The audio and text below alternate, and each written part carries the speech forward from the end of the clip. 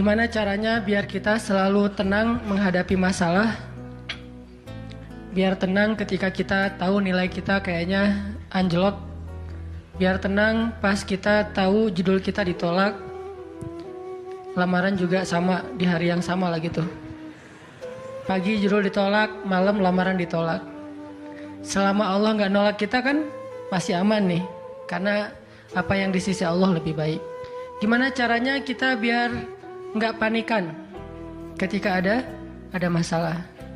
Walaupun sedih, itu fitrah manusia sedih.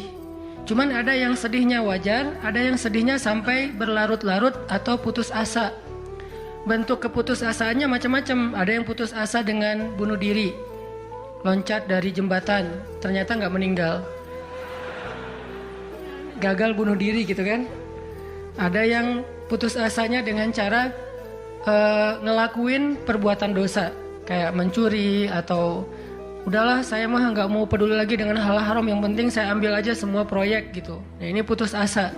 Ada yang putus asa dengan nggak mau lagi bertaubat. Dia ngerasa aduh kayaknya saya nggak pernah nasuhan nih taubatnya. Taubat ulangi lagi, taubat ulangi lagi. Kenapa kita berputus asa minta ampun ke Allah, padahal Allah nggak pernah putus asa mengampuni kita? Kan aneh nih. Allah tuh nggak pernah putus asa ngampuni kita, nggak pernah bosan menerima taubat kita. Allah nggak pernah bilang, lo datang ntar pasti besok buat lagi. Enggak. Padahal Allah maha tahu kita mungkin besok masih ngelakuin dosa yang sama. Asal kita datang, Allah langsung terima. Seolah-olah Allah tuh kayak husnuzon banget sama kita. Walaupun pastinya Allah tahu tentang apa yang akan kita lakukan di masa yang akan datang. Ini artinya kenapa seseorang jadi putus asa, jadi berhenti untuk mencoba, jadi tidak lagi berharap apa-apa, jadi pesimis, jadi tidak survive dalam masalah, jadi penuh khawatir menghadapi hidup.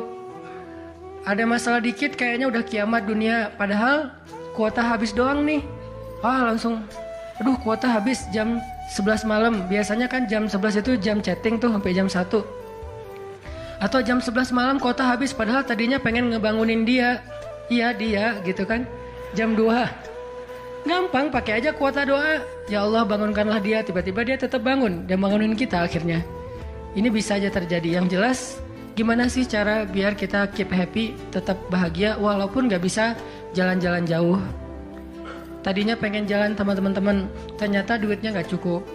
Kita lihat teman-teman kerjanya traveling aja.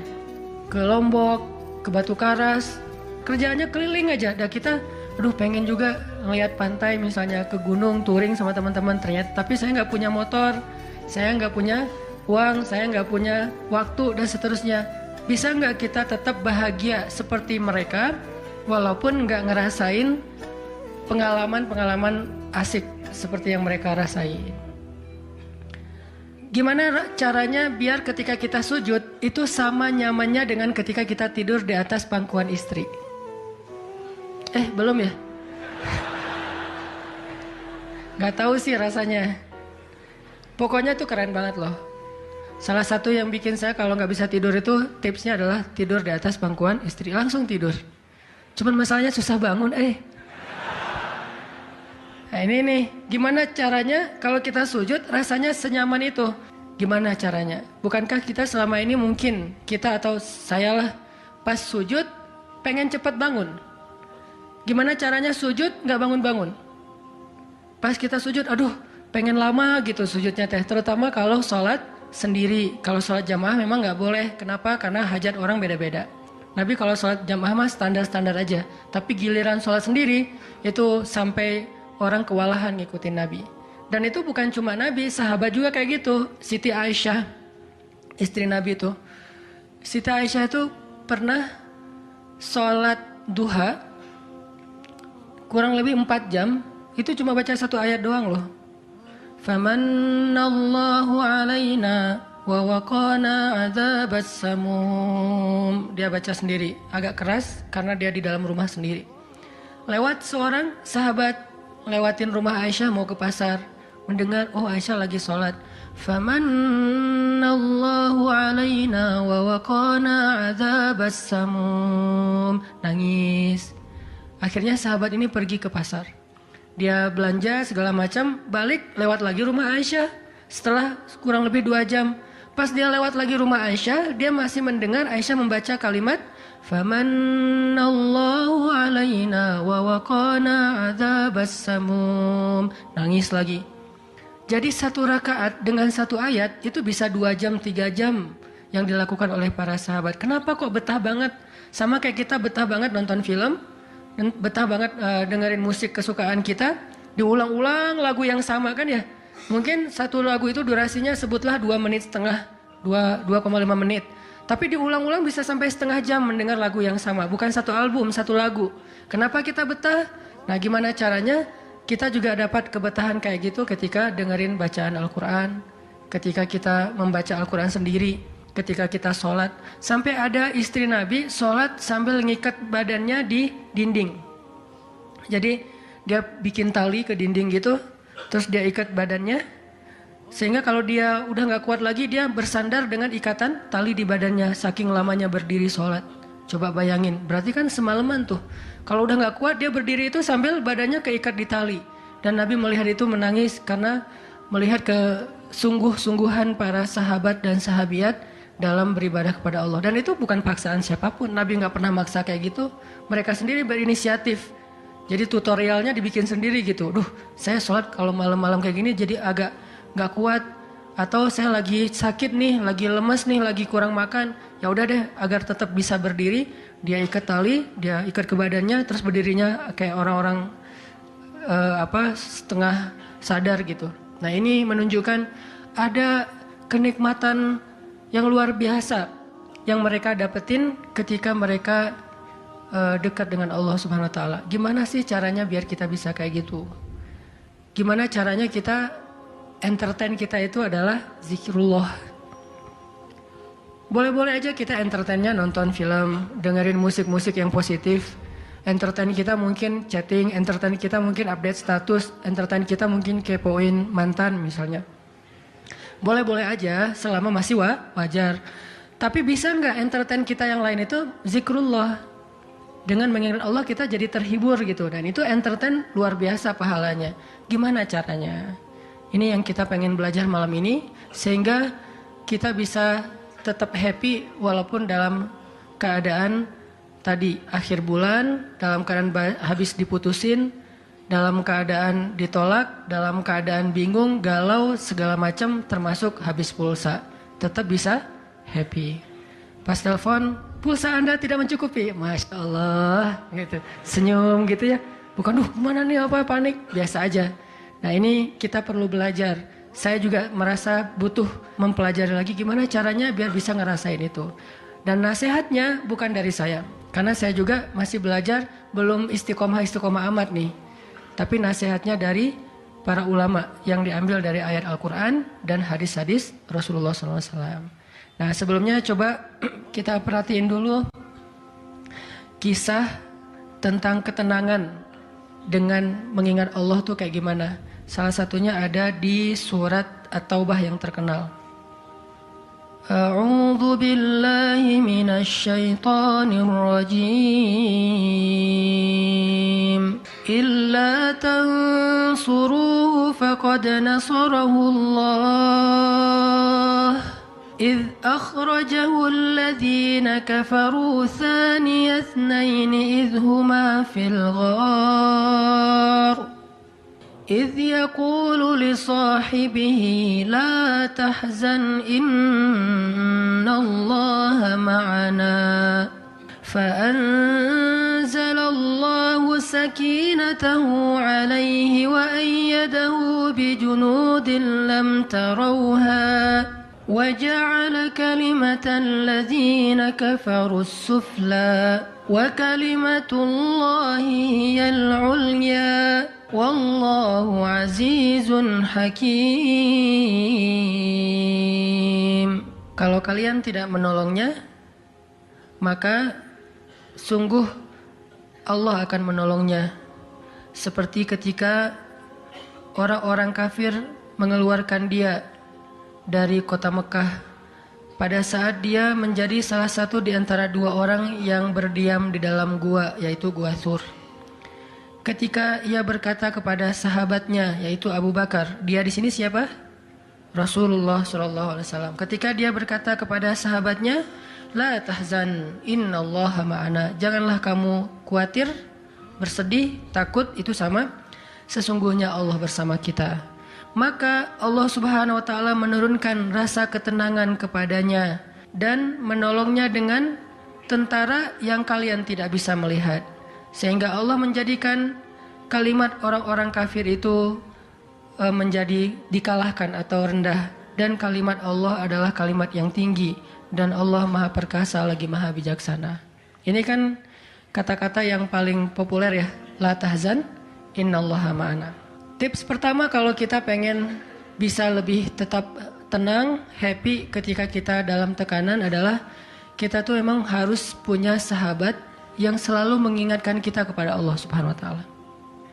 Sahabat yang mengingatkan kita kepada Allah. Ini yang terjadi kepada Abu Bakar As-Siddiq. Sekelas Abu Bakar yang imannya sampai ke derajat Siddiq, bukan cuma mukmin loh, Siddiqun. Kan ada mukmin, ada muttaqin, ada siddiqin. Ini udah derajatnya Siddiq. Arti Siddiq itu udah nggak ada lagi keraguan di hatinya. Udah nggak ada lagi masalah sedikit pun. Ketika orang-orang ragu, Abu Bakar tetap yakin. Salah satu kasusnya pas Nabi pulang Isra Mi'raj. Nabi bilang bahwa saya baru pulang dari Palestina dan baru naik ke langit semalam. Diberitakan ini kepada orang-orang kafir Quraisy, tapi orang-orang kafir Quraisy nggak percaya. Lalu ketika para sahabat-sahabat lain mendengar, mereka kayak ragu-ragu gitu, benar nggak ya, benar nggak ya? Lalu ketika ditanya kepada Abu Bakar, ya Abu Bakar, lihat tuh teman kamu makin gila aja. Emangnya kenapa, kata Abu Bakar? Dia ngaku-ngaku baru pulang dari dari Palestina. Dia ngaku-ngaku baru pulang dari langit. Katanya Isra dan Mi'raj semalaman, dalam waktu 1 malam. Lalu Abu Bakar bertanya, siapa yang bicara kayak gitu? Dia atau kalian? Kata mereka, Muhammad yang ngomong kayak gitu langsung kepada kami. Kata Abu Bakar, kalau Muhammad yang ngomong kayak gitu, maka benar. Dia nggak mau tanya gimana caranya, berapa lama waktunya, kapan, siapa yang membawa dia. Nggak nanya apapun. Kalau Muhammad yang ngomong, maka itu benar. Ini artinya siddiq, nggak banyak tanya, percaya banget. Kalau ayatnya kayak gitu, udah cukup. Kalau hadisnya kayak gitu, udah cukup. Kalau kata ulama kayak gitu, saya ikut. Nggak ada kenapa kayak gini dan seterusnya, nggak. Ini menunjukkan Abu Bakar itu orang yang sangat luar biasa imannya. Tapi dia tetap manusia. Gimana pun imannya udah kuat, mantap, siddiq, ketika ada masalah, sifat dasar manusia itu keluar lagi, yaitu khauf, rasa khawatir, takut. Dan yang luar biasa, khawatir dan takutnya Abu Bakar itu bukan untuk keselamatan diri beliau. Abu Bakar itu khawatir terhadap keselamatan Rasulullah SAW. Jadi bukan keselamatan Abu Bakar. Kalau kita mungkin khawatir terhadap keselamatan diri sendiri nih. Kalau Abu Bakar derajatnya khawatir terhadap, gimana ya Rasul, kalau mereka ngelihat ke bawah, ke kakinya, pasti kita akan ketahuan. Karena mereka sembunyi di sebuah lubang, nggak gua sih, kecil, lubang di bukit Jabal Thur. Dan orang-orang kafir Quraisy sudah datang ke lubang itu, berdiri tepat di pintu gua. Kalau mereka ngelihat ke bawah, udah ketahuan tuh, kelihatan Rasulullah sama Abu Bakar. Sehingga Abu Bakar berkata, ya Rasulullah, kalau mereka ngelihat kita sedikit aja ke bawah kaki mereka, mereka akan menemukan kita. Gimana ini ya Rasul? Saya khawatir terhadap keselamatanmu. Apa kata Nabi? Ya Abu Bakar, ma dhannuka bithnain, Allahu salisuhuma. Wahai Abu Bakar, kenapa kamu pikir kita cuma berdua? Allah yang ketiga di antara kita. Baru la tahzan innallaha ma'ana. Jangan khawatir, Allah bersama kita. Kata-kata ini kalau diucapkan oleh orang solih pada waktu yang tepat ketika kita ngalamin satu masalah besar, itu akan luar biasa memberikan efek ketenangan buat kita. Tapi waktu yang tepat. Kalau normal-normal aja kayaknya agak kurang ngaruh nih. Makanya kata-kata kayak gini itu timingnya tuh harus pas. Dan yang mengatakan orang yang memang punya aura kesolehan yang luar biasa. Sekelas Rasulullah kurang apa? Itulah sebabnya kenapa kita harus punya banyak, atau setidaknya kita punya seorang sahabat, seorang teman yang solih, yang sering mengingatkan kita. Minimal istri. Kenapa? Karena kalau kita galau dalam urusan kerjaan, nanti pas kita pulang ke rumah, yang akan bilang la tahzan innallaha ma'ana adalah pasangan kita. dengan nada yang lembut, dengan senyum yang khas, dengan dekapan yang mungkin penuh kasih sayang, itu benar-benar bisa bikin kita tenang. Gak tahu tenang karena kata-katanya atau dekapannya nih, nggak. Saya juga bingung. Dua-duanya kali ya. Dia bilang la tahzan ya azizi. Panggilan buat suami bahasa Arabnya yang lembut tuh azizi. Bukan al-aziz ya. Al-aziz mah nama orang. La tahzan ya azizi atau ya habibi atau ya albi. Albi itu artinya jantungku. Jangan dipakai deh, biar saya aja yang pakai itu. La tahzan. Jadi misalnya kayak suami galau tentang kerjaan. Mah, papa lagi galau nih. Kenapa, Pak? Di kantor itu kemarin kita ada tawaran proyek. Cuman proyeknya kayaknya cara untuk ngedapetin proyek itu cara-caranya tuh agak-agak kurang baik gitu. Ada suap segala macam. Tapi itu proyeknya untung besar loh, Mah. Nah, kalau kita nggak suap, kita nggak akan dapat proyek itu. Ini gimana nih, Mah? Diambil nggak? Kan galau nih, udah istikharah belum mantap nih hatinya. Istrinya yang bilang, Papa, Allah yang kasih kita rezeki. Kalau Papa ninggalin sesuatu karena Allah, Allah akan ganti dengan yang lebih baik. Pasti dari booster ya, Mah. Nyontek gitu ya. Kalau dia ngomong kayak gitu kan jadi mantep nih. Kayak saya juga pernah ngerasain lagi kayak sedih gitu, lagi galau karena satu urusan. Istri mengatakan, udah serahin aja sama Allah. Kan jadi mantap kan hatinya? Hal-hal yang kayak gini nih. Kalau belum punya pasangan, temen. Sehingga Nabi mengatakan, Al-mar'u ala dini khalilih. Seseorang itu bergantung loh kepada tingkat kesolehan temennya. Kalau temennya soleh, insya Allah dia akan terjaga oleh teman itu ketika dinasehati, diingatkan. Saya aja ngerasa banget yang